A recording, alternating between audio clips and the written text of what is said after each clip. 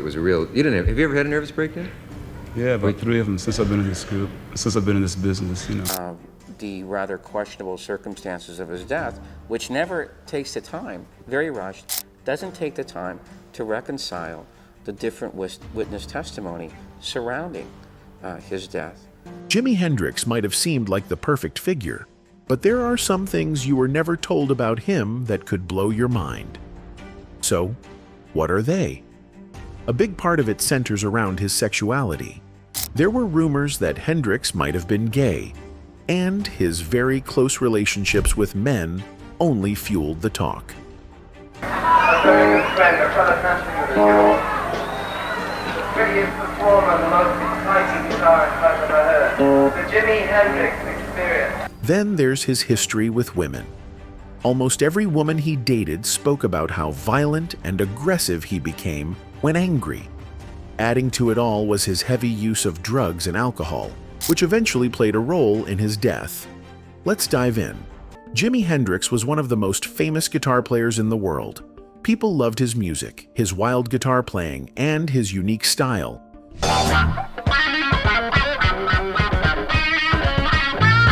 But over the years, there were also questions about his personal life.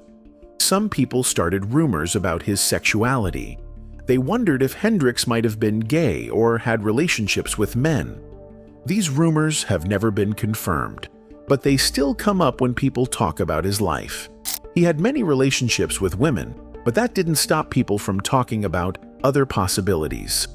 One big rumor said that Jimi Hendrix might have had a romantic relationship with Brian Jones, the guitarist from the Rolling Stones. Top of the Pops 2 Stone Special, Let's Spend the Night Together. On the piano, of course, the late Brian Jones. Fame doesn't sit very comfortably on anyone's shoulders. But some people's shoulders doesn't seem to sit on at all. And he was one of them. And I don't think it's... Some people in the 1970s claimed the two had a short love affair. However, no real proof ever came out. Hendrix and Jones were definitely close friends. They both were very famous in the 1960s and were seen together many times. They shared a deep connection, and some people thought it might have gone further than friendship. Brian Jones admired Hendrix a lot. He said Hendrix was the most exciting guitarist of his time. That shows how much he respected Hendrix's talent. Brian Jones also played many instruments and loved trying new sounds. So, when he saw Hendrix using the electric guitar in new and crazy ways, he felt inspired. Hendrix changed how people played guitar. He broke the rules and made new ones. He wasn't afraid to experiment with sounds and do things no one had done before. That left a big mark on Jones and others in the music world. While people often guessed about their relationship, most of it was probably based on how close they were as artists and friends. A very good friend, a fellow countryman of yours.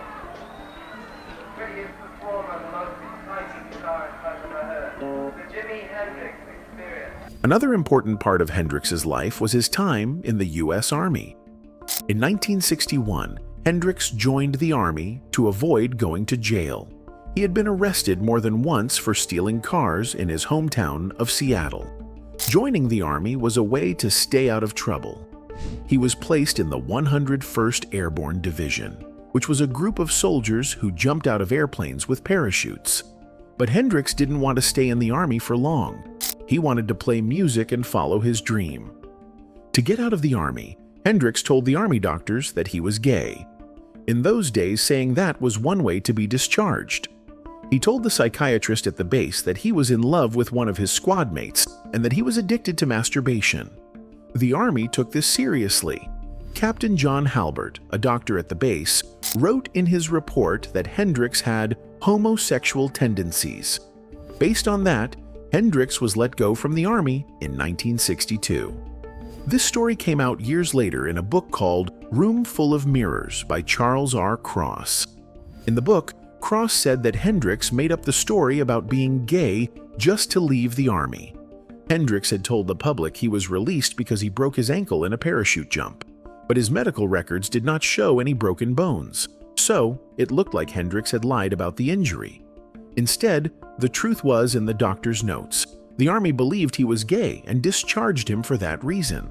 Some people thought that maybe Hendrix used this trick for political reasons. But Cross wrote that Hendrix was not very political at that time. He was not against the Vietnam War, and he didn't talk much about politics. He just wanted to be free from the army so he could play music. That was his biggest goal. So, pretending to be gay helped him get out, and after that, he began his music career. Even though Hendrix was known for being with many women, people still wondered about his sexuality. Some fans and writers said he might have had secret relationships with men. They pointed to his close friendships with male friends, like his manager, Chas Chandler. And when I saw Jimmy this, I think it was a Tuesday afternoon in New York, the first song he played was Hey Joe. And it was, you just stood there as if like fate had just taken a hand. There was, you know, that was it. I knew what. Chandler helped Hendrix get started in London.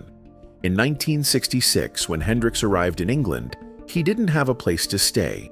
Chas arranged for him to sleep at a friend's flat. The other band members there didn't know Hendrix, but they trusted Chas and let him stay. Later, Chas told the other guys in the house that he planned to build a new band around Hendrix. He wanted to find a bass player and a drummer to work with Jimmy. The two men in the flat were musicians too. They thought they might get a chance to play with Hendrix, but Chas had other people in mind. They didn't get the job, and the band that later became the Jimi Hendrix Experience was formed with different musicians. Still, they remembered that night clearly. It was the first time they met someone who would become a music legend. He always had a guitar with him, anywhere he went. To the bathroom. I saw him literally one day doing eggs and bacon in the kitchen, still with a guitar slung around his back. Hendrix had many close relationships with men during his life. But being close to someone doesn't always mean it's romantic. Many of these friendships were deep and personal, which made people curious. Sometimes fans or reporters made guesses that went too far. They wanted to know everything about Hendrix, even things that were private. But no one ever found real proof that he had romantic relationships with men. Whether he was gay, straight, or something else, he was a genius on the guitar. He used sound in ways no one ever had. I didn't know what was happening. I was so exhausted, you know. Yeah. It was like what do you call those things? Nervous breakdown or whatever. Also, for Jimmy, many fans saw him as a kind, quiet man who just loved music. But some women who were close to him told a different story. They said Hendrix could be violent, angry, and hard to deal with when he was off stage. One of these women was Kathy Etchingham. Of tea, well, we didn't get up in the morning exactly. We got You up were in the hippies. afternoon, yeah. You slept all day and partied all night. That's right. She was Jimmy's girlfriend for a few years in the 1960s. Kathy said their relationship was not always happy. Sometimes Jimmy would lose his temper and become violent. She remembered times when he pushed her or grabbed her roughly during arguments. There was even one time when he got so angry that he smashed a glass bottle against the wall. She said it scared her a lot. She didn't always know what would set him off. One minute they were fine. The next, he was yelling or throwing things. Kathy cared about Jimmy, but after a while, she felt like she couldn't take the violence anymore. She left the relationship because it made her feel unsafe and unhappy. Another woman who had a relationship with Jimmy was Linda Keith. The way he was playing the guitar, just the way he was, and there must have been other indefinable. She was a model and also helped Jimmy early in his career. Linda said Jimmy had a sweet and gentle side, especially when things were going well, but she also said he could be very jealous. If he thought she was talking to another man, even just as a friend, he would get angry. His anger didn't always show right away. Sometimes it would build up, and then suddenly, he would explode with rage.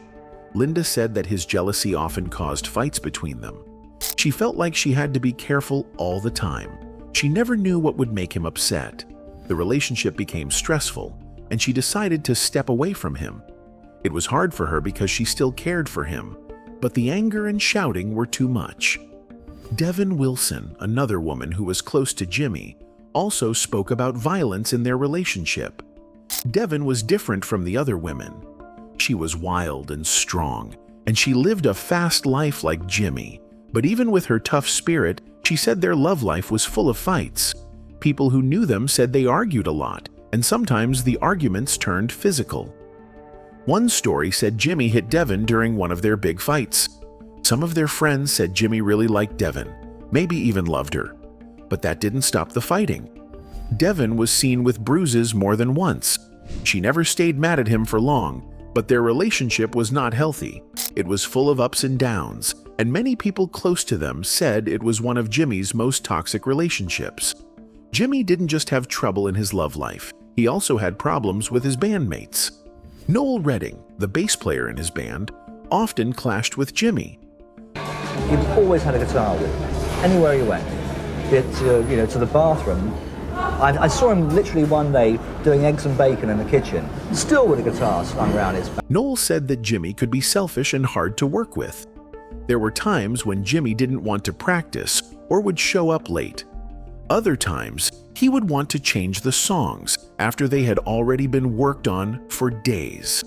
This made Noel feel unimportant. They would argue about the music, about money, and about who was in charge. Mitch Mitchell, the drummer, also had his own struggles with Jimi. Because at Monterey, everyone was like very spaced out. And for like this guy to actually put the guitar there and kiss it and then set fire to it, and he picks it up and it's burning and starts smashing it apart, and it freaked the audience. Sometimes Jimi would ignore the band's ideas and do what he wanted, even if the others disagreed. This created tension and made the band feel divided. The fights weren't always loud or violent, but they made working together very hard. Some people said Jimi's success made him stop listening to others. He became more isolated and didn't trust people like he used to. In the last days before Jimi died in 1970, his behavior started to worry his friends. People who were close to him said he looked sad and frustrated. He felt like the music industry was using him. He didn't feel free anymore. He wanted to make new kinds of music, but his managers wanted him to stick with what was already popular. This made him angry. He also felt tired from all the travel, the fame, and the pressure. He wasn't sleeping well, and he seemed confused and upset a lot of the time. His girlfriend at the time, Monica Danneman, was with him in London on the night he died. She later said that Jimi had been acting strange and even violent before his death. He yelled and threw things. He seemed very troubled. It was a real. Have you ever had a nervous breakdown? Yeah, about 3 of them since I've been in this group, since I've been in this business, After Jimi died, some people blamed Monica for not helping him enough. Others thought she might have had something to do with his death, but nothing was ever proven. What is clear is that Jimi was not in a good place mentally or emotionally during those last days. He looked me square in the eyes and said, "I won't be here." And I said, "What do you won't be here?" He says, "It's because I won't be in my..." Over the years, some people have said he didn't just die by accident. Out of the blue, he said to the reporter, "I doubt I'll live to be 28 years old." They think someone might have killed him. One of those people is James "Tappy" Wright. He used to work as a roadie, helping set up equipment for musicians. Tappy worked with Hendrix and knew the people around him. In a book he wrote called Rock Roadie, he shared a shocking story. He said Hendrix's manager, Michael Jeffrey, told him that he killed Hendrix on purpose. The rather questionable circumstances of his death, which never takes the time, very rushed, different witness testimony surrounding his death. The autopsy. Tappy said the manager was afraid he was going to lose his job. He believed Hendrix was planning to get a new manager, and that made Jeffrey very worried. According to Tappy, the manager didn't want to be left behind. He thought Hendrix was more valuable dead than alive. Tappy said Jeffrey had taken out a life insurance policy on Hendrix. This means if Hendrix died, Jeffrey would get a lot of money. Tappy said that the manager was going to get $2 million if Hendrix died, which was a lot of money back then. That's like millions and millions today. Tappy said that Jeffrey told him, "I had to do it, Tappy." You understand, don't you? That's what the manager supposedly said after Hendrix died. Guilty man He came to the funeral, but he sat in his car outside. He actually confessed to a jazz producer. In the same conversation, Tappy said the manager admitted how he did it. He said they went to Hendrix's hotel room and forced him to take a bunch of sleeping pills. Then, they poured bottles of red wine into his mouth. This would have made it very hard for Hendrix to breathe. It would also have made him pass out quickly. Tappy remembered this talk clearly. He said he could still hear the words and see Jeffrey's face. He said Jeffrey looked pale and angry while holding a glass. Tappy said it was like watching someone who was proud, but also full of rage and fear. Hendrix was found dead at the Samarkand Hotel. The doctor said he died from barbiturate intoxication. That means he took too many sleeping pills. He also choked on his own vomit, which often happens when people pass out from drugs or alcohol. The police didn't think there was a crime. They believed it was an accident or possibly suicide. Producer by the name of Alan Douglas, who was a good friend of Jimi Hendrix, that he had something to do with the murder. He wasn't entirely clear about it, but it was clear to Alan Douglas that Michael Jeffrey was making a confession. Even after Hendrix's death, But not everyone believed that. Some people, like Tappy, believed something darker had happened. Some even said the government or criminals might have been involved. These stories became conspiracy theories, ideas that something hidden or secret happened behind the scenes. Even though we may never know the full truth, people still talk about Hendrix's death today. His case became part of what people call the 27 Club. This is a group of famous musicians and artists who died at the age of 27. This includes people like Kurt Cobain,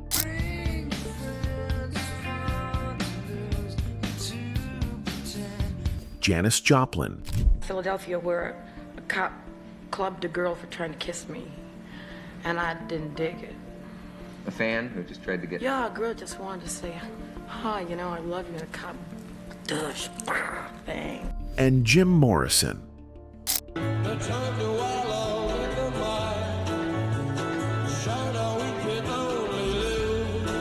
All of them died young, often from drugs or other sad reasons.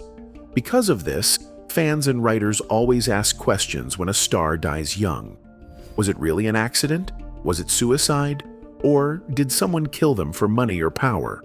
Besides the strange story about his death, people also talked about Hendrix's problems with drugs and alcohol. Even before he became famous, Hendrix had started drinking. One time, when he was young and had just left the army, he walked into a club in Tennessee. He had saved up $400. That was a lot for him at the time, but after a few drinks, he stayed too long. He said he felt good and started giving away money. By the time he left, he only had $16 left in his pocket. Over time, alcohol caused him more trouble. People close to him said he became angry when he drank too much. Sometimes, he even became violent. Hendrix also used other drugs. People said he started using LSD in the late 1960s. LSD is a powerful drug that can make people see and hear things that aren't real. A woman named Linda Keith may have been the first person to give him LSD. Jimmy told me one day that I had to go with him and try a tab. I said, what's a tab? He said, man, you know what a tab is. I said, that's LSD. But others say he didn't try it until he went to the Monterey Pop Festival in 1967. Before that, Hendrix had used smaller drugs like marijuana and speed. After he became famous, though, he used more and more drugs. His friends said he wanted to make music that felt like a dream or a vision. But that kind of thinking came from drug use, which made him act strange sometimes. Jimmy had the ability to take LSD, take more than the average person. Mixing drugs and alcohol was very dangerous for Hendrix. When he did that, he often lost control. People who knew him said he could become angry very quickly. A friend named Herbie said Hendrix turned into a different person when he drank. Say he was setting a new pace in music style. This thing was an early merger where rock and roll and rhythm and blues meet, you know, along with psychedelics. Another friend, Sharon, said alcohol brought out anger in him that he kept hidden most of the time. This anger led to trouble. In 1968, he was in Sweden for a tour. One night, he got very drunk at his hotel and smashed a window. He hurt his hand and needed a doctor. He also got arrested and had to pay a big fine. In 1969, things got even worse. Hendrix rented a house in California. One day, someone broke into the house. Hendrix thought a friend had done it. He got high and drunk, then started yelling at his friend Paul. He even threw stones at him. That wasn't the only time Hendrix acted out. A few days later, during a fight with his girlfriend, he hit her with a vodka bottle. She got a cut above her eye and needed stitches. These were not normal things for him to do, but drugs and alcohol made him behave in dangerous ways. That same year, Hendrix was also arrested in Canada. He was caught at the airport with heroin and hashish in his bag. These are illegal drugs. The police charged him with drug possession. He had to pay bail and return for a court trial. Hendrix said he didn't know the drugs were there. He told the court that a fan gave him something that he thought was legal. After months of stress, he was found not guilty. But the whole situation made him anxious. Some of his bandmates believed the drugs were planted to trap him. They said they were warned before the flight that someone might try to set them up. Even now, after all these years, people still don't know the full truth. But one thing is clear, Jimi Hendrix left behind music that will never be forgotten. Talking about his music. Some of the old songs he recorded before joining the Jimi Hendrix Experience were being sold as if they were new albums by him. This confused many fans. These albums were made using recordings from before he became a star. The people who owned those recordings added new photos of Hendrix to make it seem like they were current albums. But they were not. These songs were made quickly and without the care Hendrix later gave his music. A man named Ed Chalpin controlled many of these early recordings. Hendrix had signed a contract with him back in 1965, before he became famous. Chalpin later gave other music companies permission to sell these songs. He even changed the way the songs sounded by mixing them differently each time they were sold again. Companies like Decca and Capitol sold these albums to the public. Hendrix was very upset about this. He said these albums were bad and called them malicious and greatly inferior. He explained that when he worked with PPX, they only spent 1 hour recording each song. But now that he was famous, he spent around 12 hours on each song to make it sound just right. These old, rushed songs kept being sold again and again, and they became a large part of his music catalog, even though he did not like them. After Hendrix died in 1970, some of the songs he had not finished for his next album were released in 1971. The album was called The Cry of Love.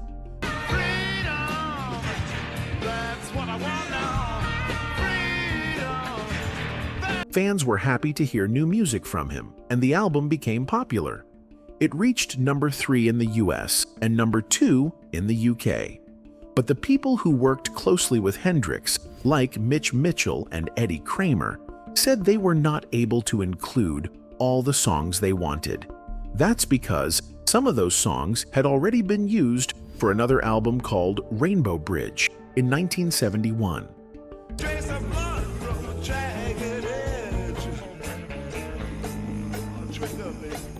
Some other tracks were released later in 1972 on an album called War Heroes. Many years later, in 1997, the songs that Hendrix and his team originally planned to include were finally released together as first rays of the new rising sun.